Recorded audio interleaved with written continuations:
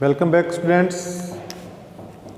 हम पढ़ेंगे आपका subject zoology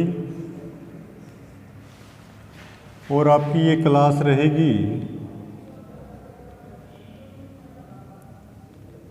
BSc BEd first और बीएससी फर्स्ट, और ये पार्ट नंबर रहेगा आपका 17 नंबर। ठीक है। और हम जो बुक पढ़ रहे हैं आपकी वो है इनवर्टिब्रेट जूलॉजी। हम जो पढ़ रहे हैं वो है आपकी यूनिट नंबर फर्स्ट, और इस यूनिट के अंदर हमने अध्ययन किया है आपके जो इनवर्टिब्रेट्स हैं प्रोटोजोआ, विभिन्न प्रकार के प्रोटोजोआ जो आपके पैरामीशियम हैं, यूग्लिना है, अमीबा है आदि का अध्ययन हम कर चुके हैं। आज के क्लास के अंदर हम प्रोटोजोआ के अंदर किस प्रकार की गति पाई जाती है, गति का अध्ययन करेंगे। तो आज का अपना जो टॉपिक रहेगा वो टॉपिक है आपका लोकोमोशंस इन प्रोटोजोआ। देखिए, गति या गमन, लोकोमोशंस या मूवमेंट्स होना जो जीवित प्राणी है उनका गुण होता है। ठीक है। और ये जो गतियां होती है ये जीव द्रव्य के कारण होती है, प्रोटोप्लाज्म के कारण होती है। लोकोमोशंस के आधार पर प्राणी एक स्थान पर रहकर यानी कि स्थानबद्ध भी हो सकते हैं और गमनशील भी हो सकते हैं। यानी कि स्थानबद्ध प्राणी कौन से होते हैं कि वे प्राणी जो एक ही स्थान पर समूह में रहते हैं, ऐसे प्राणियों को हम स्थानबद्ध यानी कि एक ही स्थान पर रहने वाले प्राणी कहा जाता है। और गमन करने वाले प्राणी यानी कि वे प्राणी जो किसी न किसी गमन अंग के द्वारा अपना स्थान परिवर्तन करते रहते हैं, उन्हें गमन करने वाले या लोकोमेटरी एनिमल से कहा जाता है। आज हम पढ़ेंगे कि प्रोटोजोआ में जो लोकोमोशंस होता है वो लोकोमोशंस किसके आधार पे होता है, कौन कौन से ऐसे अंग होते हैं जिनके कारण जो प्रोटोजोआ के जंतु हैं वो गमन करते हैं। तो ठीक है, तो लोकोमोशंस इन प्रोटोजोआ। अब प्रोटोजोआ के अंदर जो आपके गमन की विधियां हैं ये कई विधियों से इसमें गमन होता है। ठीक है। सबसे पहले हम बात करते हैं स्यूडोपोडिया की बात करते हैं, यानी कि एक तो गमन की विधि क्या है वो है आपकी स्यूडोपोडियम। स्यूडोपोडियम भी होता है। कुछ प्राणियों के अंदर देखा होगा गमन के लिए, जैसे पैरामीशियम है, सीलिया पाए जाते हैं। कुछ प्राणियों में गमन के लिए क्या पाए जाते हैं, फ्लैजिला भी प्रेजेंट रहती है। तो प्रोटोजोआ के अंदर जो गमन है, गमन के जो अंगक हैं वो स्यूडोपोडिया पाए जा सकते हैं, सीलिया भी हो सकते हैं, फ्लैजिला भी हो सकते हैं। तो ये जो सबसे पहले हम पढ़ते हैं कि स्यूडोपोडिया के द्वारा गमन। अब देखो स्यूडोपोडिया के द्वारा गमन कैसे होता है और किस आधार पर होता है। तो सबसे पहले पढ़ेंगे हम लोकोमोशंस ऑफ स्यूडोपोडियल या स्यूडोपोडियल है लोकोमोशंस। सबसे पहले पढ़ेंगे हम स्यूडोपोडियल लोकोमोशंस, या इसे हम बोलते हैं कूटपाद गति। कूटपाद गति या गमन भी बोल सकते हैं, कूटपादीय गमन भी लिख सकते हो, कूटपादीय गति या कूटपादीय गमन। अब जो स्यूडोपोडिया के आधार पर गमन होता है, हमें पता है कि स्यूडोपोडिया के आधार पर जो गमन होता है वो आपके जो प्रोटोजोआ के अंदर पाए जाने वाली विशिष्ट प्रकार की जो संघ प्रोटोजोआ के अंदर विशिष्ट प्रकार के जो वर्ग होते हैं जिनके बारे में हमने पढ़ा है, एक तो आपका जो वर्ग पढ़ा है स्पोरोजोआ, स्पोरोजोआ के अंदर पाया जाता है। स्पोरोजोआ के अंदर जो प्लाज्मोडियम हमने पढ़ा है उसके अंदर पाया जाता है, यानी कि प्रोटोजोआ का वर्ग जो स्पोरोजोआ है, स्पोरोजोआ के अंदर सूडोपोडिया के द्वारा गमन होता है। और एक जो आपका गमन होता है जिस प्रकार से हमने अमीबा के अंदर पढ़ा है, और अमीबा के अंदर भी जो गमन होता है अर्थात इसकी जो क्लास थी वो क्लास कौन सी थी, वो क्लास थी आपकी राइजोपोडा। अर्थात जो प्रोटोजोआ में जो स्पोरोजोआ वर्ग के प्राणी हैं या जो अमीबा जैसे राइजोपोडा जैसे वर्ग के प्राणी हैं, इन दोनों में जो गमन की विधि होती है वो सूडोपोडिया के द्वारा होती है। अब ये जो सूडोपोडिया हैं ये हैं क्या?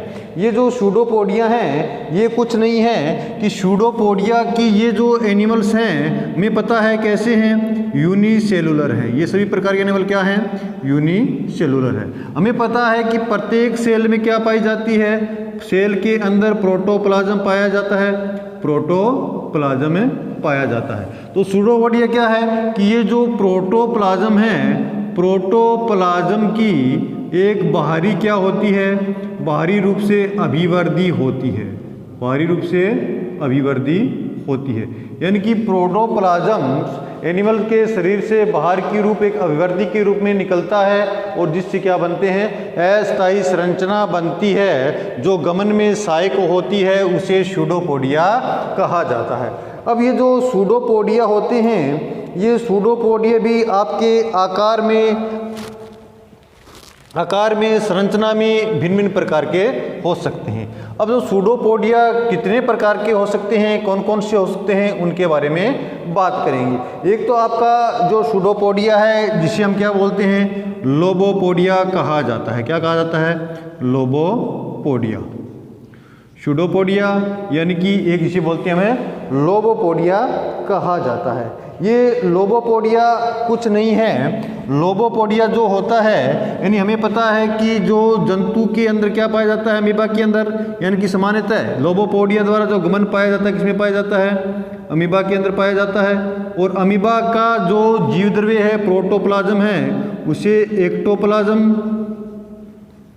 और एंडोप्लाज्म दो भागों में हम क्या कर सकते हैं, डिवाइड कर सकते हैं, नहीं कर सकते हैं। तो जो आपका लोबोपोडिया बनता है, लोबोपोडिया को पॉलीपाद भी कहते हैं, यानी कि एनिमल के शरीर के बाहर एक फिंगर लाइक स्ट्रक्चर के रूप में, एक फिंगर लाइक स्ट्रक्चर के रूप में बनते हैं। एक अंगुली के समान संरचना बाहर निकलती है और उसी संरचना को हम क्या बोलते हैं, लोबोपोडिया या पॉलीपाद के नाम से जाना जाता है। और ये जो लोबोपोडिया है वो एक्टोप्लाज्म और एंडोप्लाज्म दोनों के कारण बनते हैं। लोबोपोडिया जो है एक्टोप्लाज्म और एंडोप्लाज्म दोनों के कारण बनते हैं। और इसके द्वारा क्या होगा कि जो आपका एनिमल्स है, जो अमीबा है, अमीबा एनिमल्स है, ये इसकी बॉडी है, इसकी बॉडी के बाहर इस प्रकार से उंगली के समान एक संरचना निकलेगी और ये जो संरचना होगी ये क्या कहलाती है आपकी, इसे हम लोबोपोडिया कहा जाता है। क्या कहा जाता है, लोबोपोडिया। और ये कौन सी जाति में पाई जाती है, ये आपकी अमीबा की, अमीबा हम जो पढ़ रहे हैं प्रोटियस, कौन सा पढ़ रहे हैं, अमीबा प्रोटियस जाति में जो गमन के लिए कूटपाद बनते हैं वो लोबोपोडिया प्रकार के होते हैं, अर्थात अंगुलीपाद के रूप में होते हैं या पॉलीपाद के रूप में होते हैं। इनके आगे का सिरा कैसे होता है, उभरा हुआ या ब्लंट सिरा होता है और ऐसे लंबे बेलनाकार सी एक संरचना बनती है, पाली के समान संरचना बनती है, जो क्या है, ये कूटपाद है और लोबोपोडिया के नाम से जाना जाता है। अब जो नेक्स्ट जो आपका कूटपाद आएगा उसे हम फिलोपोडिया या सूत्रपाद के नाम से भी जानते हैं। किसे मानते हैं, फिलोपोडिया या सूत्रपाद, यानी कि फिलोपोडिया, फिलोपोडिया या इसे हम क्या बोलते हैं, सूत्रपाद के नाम से भी जानते हैं। अर्थात जो फिलोपोडिया या सूत्रपाद जो होते हैं ये आपकी एक जाति है अमीबा की, जिसे अमीबा रेडियोसा कहा जाता है। कौन सी जाति है, अमीबा रेडियोसा। अमीबा रेडियोसा जाति में जो इसके कूटपाद होते हैं वो फिलोपोडिया या सूत्रपाद कहलाते हैं। फिलोपोडिया या सूत्रपाद क्यों कहलाते हैं कि जो आपके ये फिलोपोडिया हैं, ये फिलोपोडिया शरीर के बाहर धागों के रूप में, संरचना के रूप में बाहर निकलते हैं। यानी कि ये कोई अमीबा है और इसके बाहर क्या निकलेंगे, पतले पतले धागों के समान, पतले पतले धागों के समान ये संरचना के रूप में बाहर निकलते हैं। इस प्रकार से एक संरचना बनती है जिनके द्वारा ये क्या करते हैं, गमन करते हैं। और इस प्रकार के जो आपके कूटपाद होते हैं इन्हें हम क्या बोलते हैं, फिलोपोडिया के नाम से जानते हैं। और फिलोपोडिया आपकी एक अमीबा की जाति है, अमीबा रेडियोसा के अंदर पाए जाते हैं। अब नेक्स्ट प्रकार का जो आपका कूटपाद होगा जो अमीबा के अंदर पाया जाता है उसे हम एक्सोपोडिया कहते हैं। क्या कहते हैं हम, एक्सोपोडिया, एक्सोपोडिया, एक्सोपोडिया। अब एक्सोपोडिया जो शब्द है वो लिया गया है आपकी एक्सिस से लिया गया है। किससे लिया गया है, एक्सिस।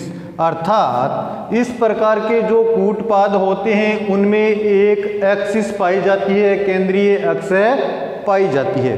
और इस प्रकार के कूटपाद होते हैं जो बिल्कुल पिन के समान या सूर्य की किरणों के समान शरीर की जो बॉडी है पूरी बॉडी से क्या निकले रहते हैं, चारों तरफ से, बाहर से, पूरी बॉडी से इस प्रकार के क्या निकले रहते हैं, कूटपाद है निकले रहते हैं सूर्य की किरणों के समान। यानी कि एक इसमें क्या होगी, ये सेंट्रल एक्सिस इसके अंदर है प्रेजेंट रहती है। ये क्या है, केंद्रीय अक्ष है इनकी। क्या है ये, केंद्रीय एक्स, यानी कि सेंट्रल एक्सिस बोलते हैं। केंद्रीय एक्स के रूप में निकले रहते हैं, सूर्य की किरणों के समान होते हैं। और ये जो कूटपाद होते हैं ये गमन की तुलना में भोजन पकड़ने में ज़्यादा काम करते हैं। अर्थात जो एक्सोपोडिया हैं, एक्सोपोडिया गमन में काम नहीं आते हैं जबकि भोजन पकड़ने के का ज़्यादा काम में आते हैं। तो इस प्रकार के हम कूटपाद को हम एक्सोपोडिया कहते हैं जो सूर्य की किरणों के समान होते हैं। ठीक है, नेक्स्ट जो कूटपाद है वो देखिए, नेक्स्ट प्रकार का कूटपाद कौन सा है वो देखिए। नेक्स्ट प्रकार का जो आपका कूटपाद होगा उसे हम क्या बोलते हैं, रेटिकुलोपोडिया भी कहा जाता है। क्या कहा जाता है, रेटिकुलोपोडिया, रेटिकुलोपोडिया,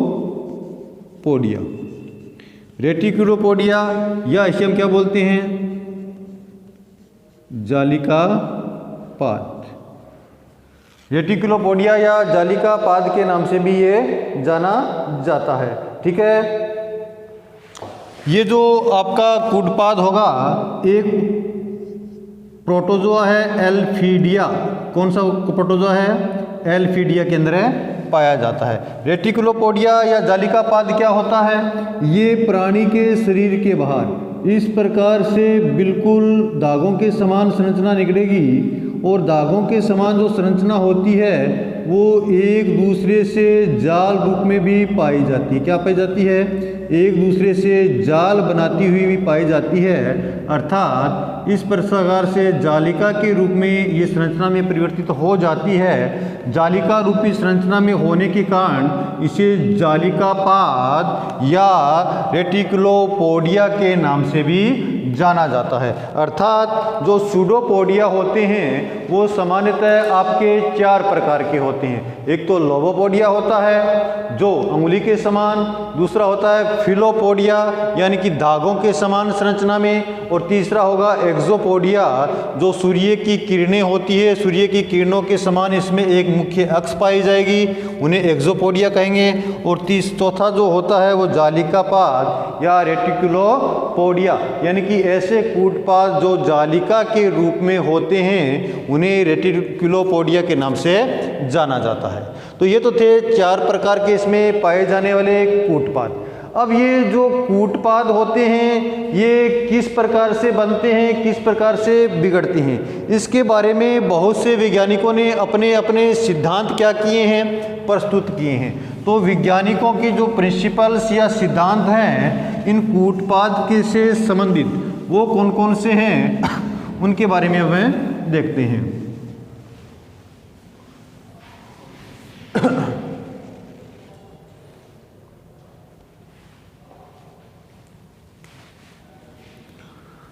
सबसे पहला सिद्धांत जो है वो आपका है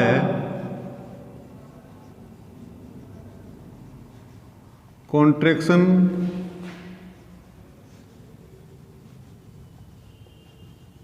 हाइड्रोलिक थ्योरी, यानी इसे क्या बोलते हैं, कॉन्ट्रैक्शन हाइड्रोलिक थ्योरी, या इसे हिंदी में क्या देखते हैं, इसे हम बोलते हैं स्कुंचन जलीय सिद्धांत। किस नाम से जानते हैं इसे, स्कुंचन जलीय सिद्धांत के नाम से भी इसे जाना जाता है। और ये जो सिद्धांत था ये एक वैज्ञानिक थे, उसने दिए थे, वो कौन है, वो आपके वैज्ञानिक है शुल्जे नामक वैज्ञानिक ने ये सिद्धांत प्रतिपादित किया था। कि ये स्कुंचन जलीय सिद्धांत क्या है।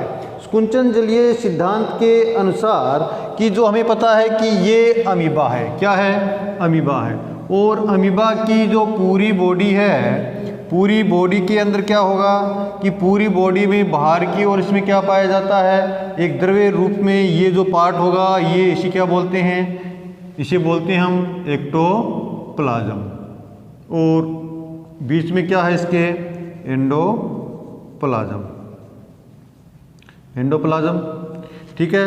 अब इसके अनुसार कि ये जो बाहर का द्रव है पीछे से ये आगे की ओर कैसे होगा, इस प्रकार से जैसे स्कुंचित होगा, क्या होगा, इस प्रकार से स्कुंचन में जाएगा, इस प्रकार से स्कुंचन में जाएगा, और जैसे ये स्कुंचन में जाएगा तो आंतरिक भाग पर क्या लगेगा, दबाव लगाएगा, और जैसे ही आंतरिक भाग पर दबाव लगाता है तो कहीं से भी इसकी मेम्ब्रेन आगे की ओर अतिवर्धी कर जाती है, और अतिवर्धी करने से एक इस प्रकार की संरचना बन जाती है, और इसी संरचना को हम क्या बोलते हैं, कूटपाद के नाम से जाना जाता है। किसके नाम से जाना जाता है, सुडोपोडिया के नाम से जाना जाता है, ठीक है।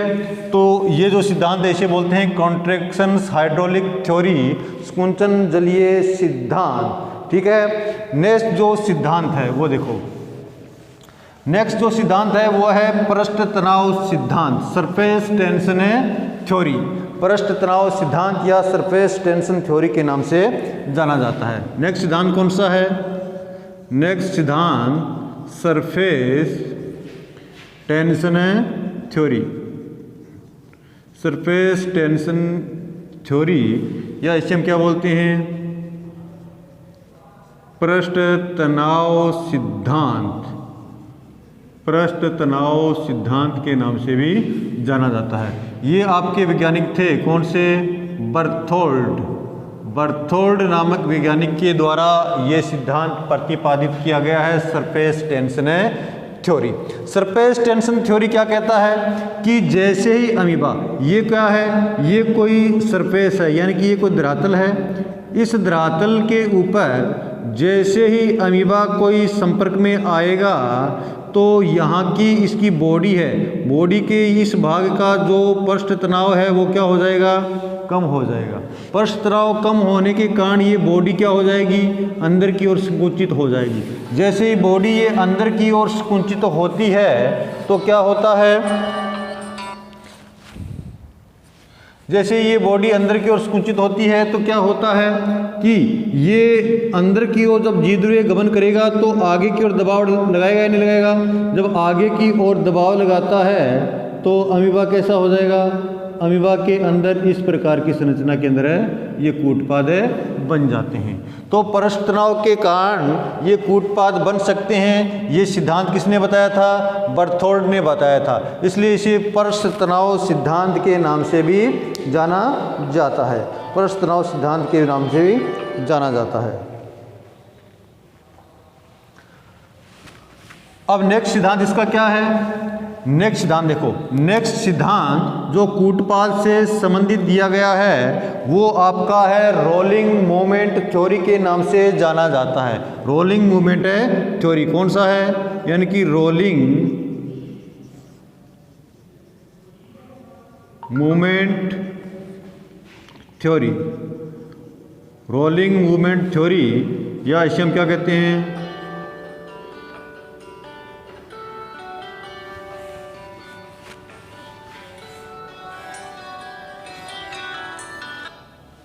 रोलिंग मूवमेंट थ्योरी या लुडकाउ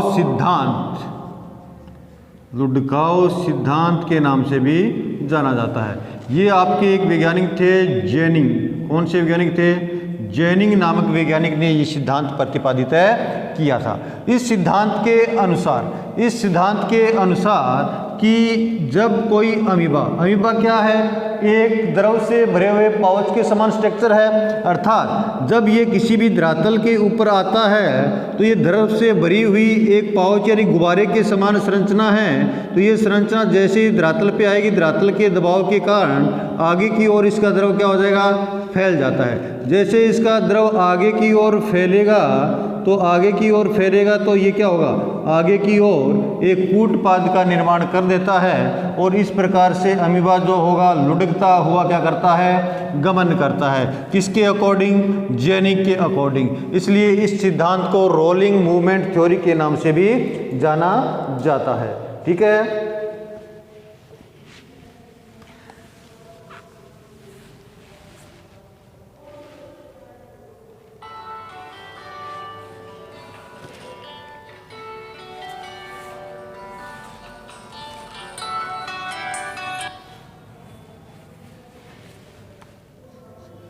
नेक्स्ट सिद्धांत कौन सा इसका?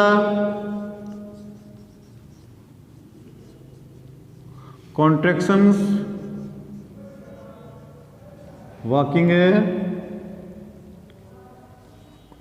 थ्योरी, यानी इसे क्या बोलते हैं? स्कुंचन गमन सिद्धांत, यानी कि कॉन्ट्रैक्शन वॉकिंग थ्योरी यानी कि स्कुंचन गमन सिद्धांत। और ये जो आपका सिद्धांत था ये डेलिंजर नामक वैज्ञानिक ने दिया था। किसने दिया था? डेलिंजर नामक वैज्ञानिक ने दिया था। कॉन्ट्रैक्शन वॉकिंग थ्योरी डेलिंजर नामक वैज्ञानिक ने दिया था। क्लास में भाई जी वीडियो ना कर। हाँ बस 5 मिनट बाद में करूँगा। ठीक। ये जो सिद्धांत है कॉन्ट्रैक्शन वॉकिंग थ्योरी स्कुंचन गमन सिद्धांत, ये दिया था डेलिंजर नामक वैज्ञानिक ने। डेलिंजर नामक वैज्ञानिक ने क्या किया था कि जो अमीबा होता है, अमीबा का जो ये बॉडी होती है, अमीबा की बॉडी के अंदर कोई कॉन्ट्रैक्टिव एलिमेंट्स पाया जाता है या स्कुंचनशील पदार्थ को इसके अंदर प्रेजेंट होता है। जब इस पदार्थ में कोई स्कुंचन होता है तो स्कुंचन के कारण इसकी बॉडी से एक लंबा इस प्रकार से क्या बनता है? कूटपाद बन जाता है। लंबा बॉडी से कूटपाद बन जाता है और ये कूटपाद क्या होगा? किसी सरफेस के क्या आएगा? सरफेस के संपर्क में आएगा। सरफेस के संपर्क में आते ही फिर इसके अंदर स्कुंचन होगा और फैलाव होगा। इसके कारण इसकी बॉडी क्या हो जाएगी? पूरी बॉडी जो है आगे की ओर खिसक जाएगी। पूरी बॉडी इस प्रकार से क्या होगा? आगे की ओर खिसक जाती है। पूरी बॉडी जैसे ही आगे की ओर खिसक जाएगी फिर वैसे ही स्कुंचन होगा उस पदार्थ में। फिर एक जो द्विध्रुव है आगे की ओर बढ़ेगा और आगे किसी सरफेस को छुएगा तो इस प्रकार से एक बार ऐसे फिर आगे चला जाएगा, फिर ऐसे फिर आगे चला जाएगा। तो इस प्रकार के सिद्धांत को हम क्या बोलते हैं? कॉन्ट्रैक्शंस वॉकिंग थ्योरी यानी कि स्कुंचन गमन सिद्धांत। यानी कि शरीर के अंदर स्कुंचन होगा, उसके कारण अमीबा जो क्या करेगा? गमन करेगा। और ये सिद्धांत डेलिंजर नामक वैज्ञानिक ने दिया था। इसे स्कुंचन गमन सिद्धांत के नाम से जाना जाता है। और जो नेक्स्ट सिद्धांत जो है इसके बारे में हम सोल जेल सिद्धांत और जो सोल जेल जो सिद्धांत है वो इसका सबसे सर्वमान्य सिद्धांत है। कौन सा? Sol gel theory. अमीबा के गमन से संबंधित यानी सूडोपोडिया से संबंधित जो थ्योरी है वो 5वीं थ्योरी कौन सी है आपकी? वो है sol gel theory. Sol gel theory किसने दी थी? ये एक वैज्ञानिक थे आपके हाइमन नामक वैज्ञानिक ने सोल जेल थ्योरी का क्या किया था? प्रतिपादन किया था। और जो आपके पेंटिन और मास्ट नामक जो वैज्ञानिक थे उन्होंने इस सिद्धांत का समर्थन भी किया था। अर्थात जो सोल जेल थ्योरी है, स्यूडोपोडिया के गमन से संबंधित, स्यूडोपोडिया के निर्माण से संबंधित, स्यूडोपोडिया में सबसे सर्वमान्य थ्योरी मानी जाती है। स्यूडोपोडिया के निर्माण से संबंधित सबसे सर्वमान्य थ्योरी कौन सी आपकी? सोल जेल थ्योरी है। ये किसने दी थी? हाइमन और पेंटिन, हाइमन ने दी थी और पेंटिन और मास्ट ने इसका क्या किया था? समर्थन किया था। इसके अनुसार क्या है? इसके अनुसार क्या है कि हमें पता है कि जो अमीबा है, अमीबा की पूरी बॉडी, अमीबा की पूरी बॉडी के अंदर क्या है कि जो इसका प्रोटोप्लाज्म है, वो प्रोटोप्लाज्म क्या है? अंदर का भाग तो इसका सोल और बाहर का भाग क्या कहलाता है? इसका जेल कहलाता है। एक्टोप्लाज्म को हम जेल बोलते हैं, एंडोप्लाज्म को क्या बोलते हैं? सोल बोलते हैं। कि जब एंडोप्लाज्म का जो सोल है वो सोल और जेल, अर्थात इसका जो सोल है वो किस में परिवर्तित होता है? जेल में परिवर्तित होता है। और जेल किस में परिवर्तित होता है? सोल में परिवर्तित होता है। तो सोल जेल थ्योरी के नाम से जाना जाता है। अब ये जो सोल पदार्थ है वो सबसे पहले क्या होगा कि जो आपका जहाँ पर जो थिन लेयर्स के रूप में, पतली परत के रूप में जहाँ पर आपका जेल पार्ट है, या पतली परत के रूप में जो आपका एक्टोप्लाज्म है, एक्टोप्लाज्म की तरफ क्या होगा? ये खिसक जाएगा और खिसक कर यहाँ पर क्या होगा? इसे भी किसी में परिवर्तित कर देगा? सोल में परिवर्तित कर देगा। और सोल में परिवर्तित करने के कारण यहाँ पर बाहरी भित्ति की ओर दबाव डालेगा और बाहरी भित्ति की ओर दबाव डालने के कारण एक उंगली रुमा परत बन जाएगा, जिसमें क्या हो जाएगा? इसका जो जेल भाग है वो किस में बदल जाएगा? सोल में बदल जाएगा। और जो इसका पीछे का पार्ट है, ये पीछे का पार्ट है, ये किस में बदल जाएगा? ये जेल में बदल जाता है। तो इस प्रकार से इसमें गमन होता है। यानी कि जो सोल पार्ट है वो जेल पर दबाव डालेगा और जेल पर दबाव डालने के कारण ये झिल्लीनुमा संरचना के रूप में, बबल्स के रूप में ये संरचना बाहर निकल जाएगी और जिसे हम क्या कहते हैं? कूटपाद या स्यूडोपोडिया के नाम से जाना जाता है। और इस सिद्धांत सबसे सर्वमान्य सिद्धांत है जो सोल जेल सिद्धांत के नाम से जाना जाता है। और अमीबा से संबंधित या कूटपाद से संबंधित सबसे अंतिम जो सिद्धांत है वो कौन सा है? वो आपका फोल्डिंग अनफोल्डिंग सिद्धांत। सबसे अंतिम सिद्धांत कौन सा है? फोल्डिंग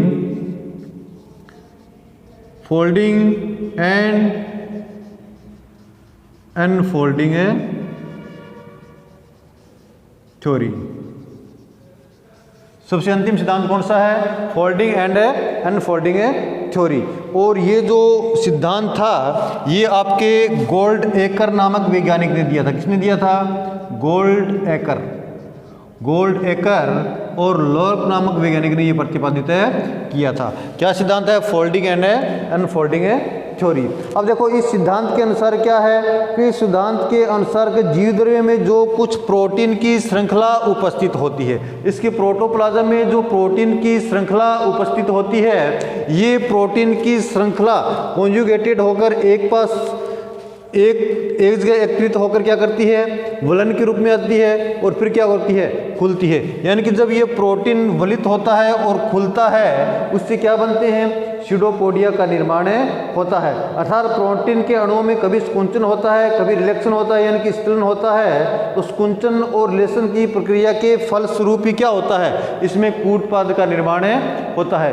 यानी स्कुंचन और रिलेक्शन की प्रक्रिया के फलस्वरूप क्या बनते हैं? कूटपाद बनते हैं। तो ये जो स्यूडोपोडिया के द्वारा जो स्यूडोपोडिया बनते हैं, स्यूडोपोडिया से संबंधित कुछ वैज्ञानिकों के जो सिद्धांत है वो हमने पढ़े हैं। कौन कौन से सिद्धांत है? कॉन्ट्रैक्शन हाइड्रोलिक थ्योरी, यानी कि इसे कुंचन जलीय सिद्धांत। ये जो सिद्धांत है ये आप किसने दिया था? शुल्जे नामक वैज्ञानिक ने दिया था। नेक्स्ट सिद्धांत कौन सा है? सरफेस टेंशन थ्योरी, यानी कि पृष्ठ तनाव सिद्धांत, ये बर्थोल्ड ने दिया था। रोलिंग मूवमेंट थ्योरी, जिसे लुडकाव सिद्धांत के नाम से भी जानते हैं, जेनिंग ने दिया था। कॉन्ट्रैक्शन वॉकिंग थ्योरी, कुंचन गमन सिद्धांत, ये सिद्धांत दिया था आपका डेलिंजर नामक वैज्ञानिक ने दिया था। और नेक्स्ट जो 5 नंबर सिद्धांत है जो स्यूडोपोडिया निर्माण से संबंधित सबसे सर्वमान्य सिद्धांत इसे माना जाता है। इसे सोल जेल थ्योरी के नाम से जाना जाता है। अर्थात सोल जेल जो थ्योरी है वो स्यूडोपोडिया निर्माण से संबंधित सबसे सर्वमान्य सिद्धांत है और ये सिद्धांत हाइमन ने प्रतिपादित किया था। पेंटिन और मास्ट नामक वैज्ञानिक जो हैं उन्होंने इनका क्या किया था, समर्थन किया था। और नेक्स्ट जो सिद्धांत है आपका फोल्डिंग अनफोल्डिंग थ्योरी, और ये जो सिद्धांत है वो गोल्ड एकर और लॉर्क नामक वैज्ञानिक ने प्रतिपादित किया था। इसके अनुसार कि जो अमीबा के अंदर प्रोटीन होती है, प्रोटीन के अंदर फोल्डिंग होती है, अनफोल्डिंग होती है, जिसके कारण उसमें स्कुंचन होता है, कभी स्थिलन होता है। जब उसमें स्कुंचन और स्थिलन की प्रक्रिया होती है उसी के फलस्वरूप क्या बनते हैं, स्यूडोपोडिया बनते हैं। ठीक है।